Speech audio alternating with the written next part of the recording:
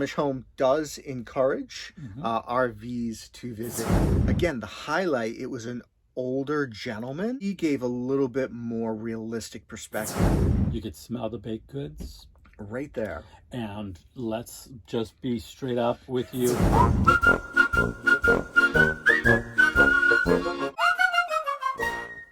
Okay, today we're going to talk about the Yoder Amish home. The address is in Millersburg, Ohio, but actually, technically, it's somewhere north of Walnut Creek and Berlin, Ohio. Yes. They're on the scenic byway 515. Be careful about the scenic byways. But this one was fairly easy to negotiate. Yes, not bad at all. No. And the Amish home does encourage RVs to visit, and they do have enough space. If it's a busy day with vehicles, they will make space for you, and you can make it work. Right. In our case, they're also a harvest host, so we did stay there overnight, and at 45 feet they did squeeze us in, and I think there was another RV there overnight as well. A smaller one, yes. Yeah. So because we did do it as a harvest host, we're gonna briefly talk about the stay experience and then the experience itself. So we arrived early enough before they closed. We could have taken that last tour in the late afternoon on our day of arrival, but we decided to just do that in the morning. Do the experience the next day. Because we wanted some fresh baked goods. Oh, there's a big hint there, yes. And we met some of the regulars. Yes. The cute horses. Look at these guys. They were friendly, they were welcoming. They were Amish, I'm assuming. And were they goats or sheep? There was goats. There were peacocks. Oh, I forgot about that. So it is a farm.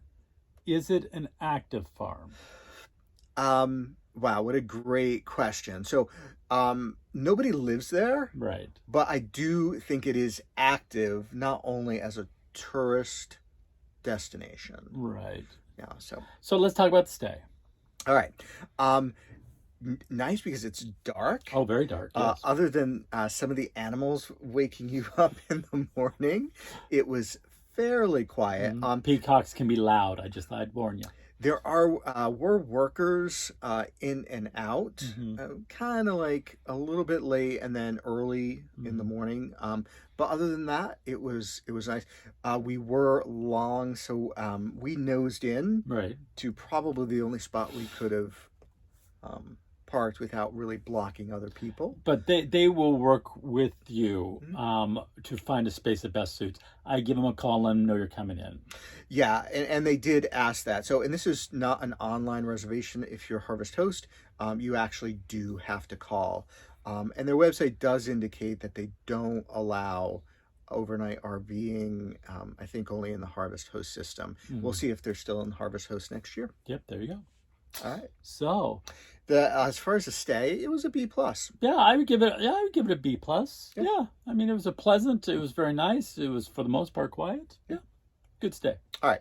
So now what everyone wants to hear about is the experience, because even if you don't take advantage and stay here overnight via Harvest Host, you can stop here, enjoy the tour and the other offerings.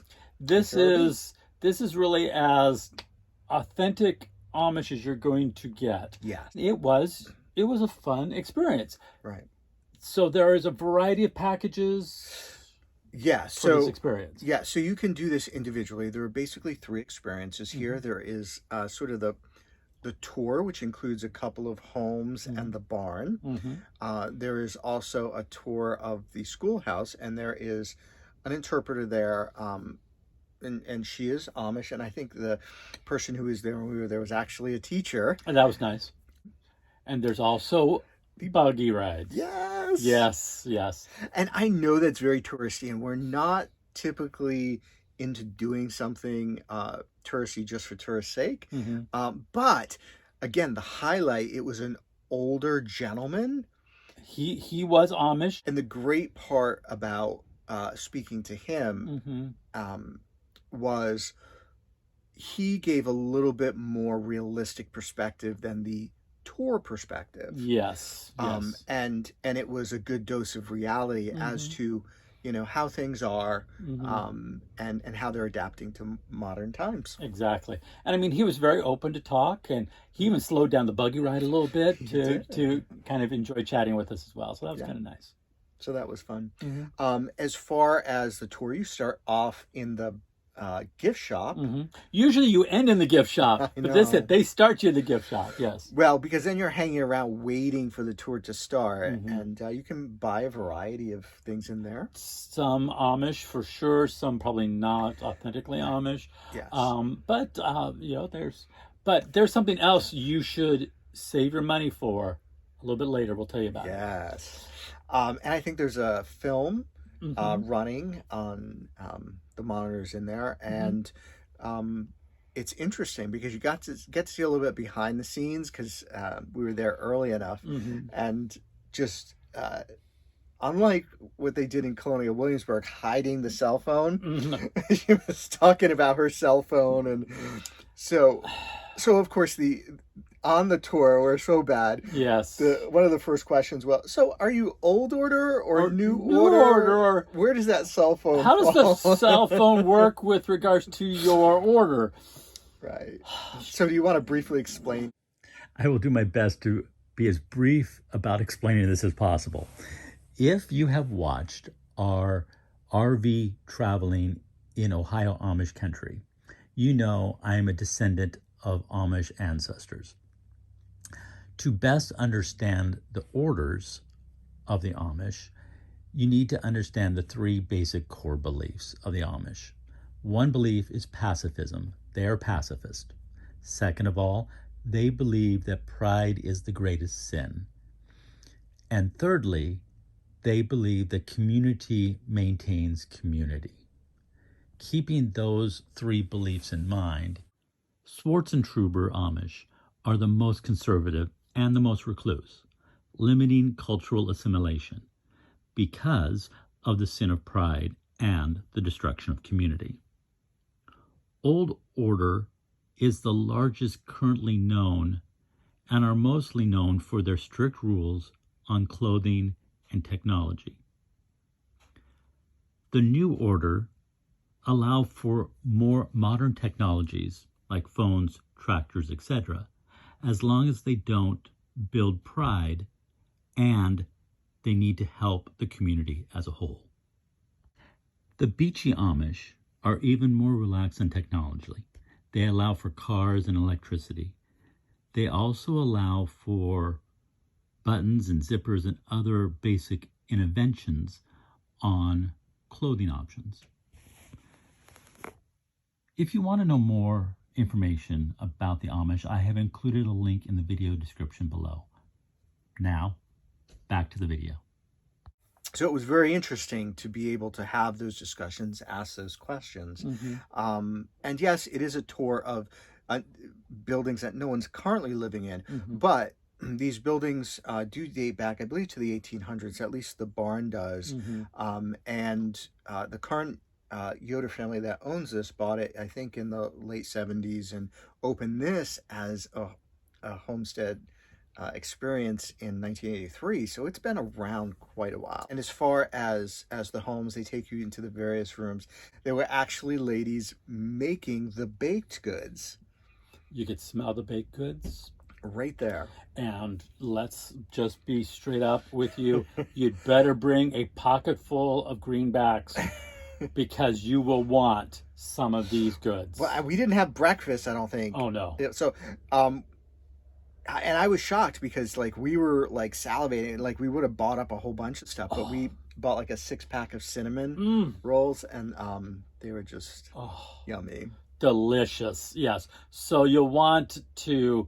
This is authentic Amish cooking. They're cooking it right in the kitchen there. You'll love it, and the food is delicious. Yes. The barn felt very authentic. There were live animals in there. There was horses, there was goats, there was chickens. So that is where we ended. So because you start in the gift shop near the barn and then you sort of end at that barn. You got to see live animals. Yeah. So if you have grandkids with you, they'll love this. Right. So then we went to the schoolhouse after that tour experience, sat down at the desk, and just really, it was an interactive conversation, and comparing modern and public schools to their schools, and how they cover certain things in history, And how, I mean, for instance, the Amish don't believe in war. So the question is, how do you teach that? And since this was an authentic teacher, I felt like we got an honest response. Right. She did kind of twinkle at us, and kind of like, "Oh, I know where you're going with this one." You can't pull it over a teacher; they'll know what's happening. But it was very interesting, her response, and how she said, they need to be educated, but these aren't new textbooks. Right, is how she referred to it. So it is authentic history with regards to war and the effects of war, etc. Right. So that I enjoyed that experience more than I thought. Almost as much as the house, except for the food. Well, yes. Yeah. So we'll let you know if we do it again. But first, quick break. Yes. Do the thumbs up, ring our bell, and also visit our website, twobearstrekking.com. That lets you connect up with Randy's eBay site and my photography site. So, and also, if you like what you're watching, share it. That helps the site continue to grow. Yep.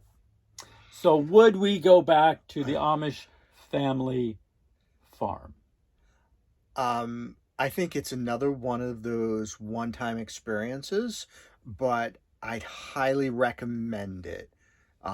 If you're heading out to Amish country, make sure it is part of your plan, because this is your opportunity to engage and interact with Amish from a variety of different perspectives. Absolutely. And so I think if you do nothing else in Amish country, you should do this. But, it's a harvest host. It's a place to stay as well. So it is, and it's not bad. We didn't talk about pricing. It's $13 for a total complete ticket. You can do the pieces separately, but if you do the top two, the tour and the buggy ride, it's basically the $13. Anyway. Might as well get the schoolhouse in the mix. Yep, it was well worth the money. Absolutely, I agree. All right, hopefully you enjoyed this video. Hopefully you'll find yourself in Amish country. If you do, or if you've been to other Amish communities, go ahead and drop us a comment and let us know about your experience. Absolutely. And as always, keep on trekking.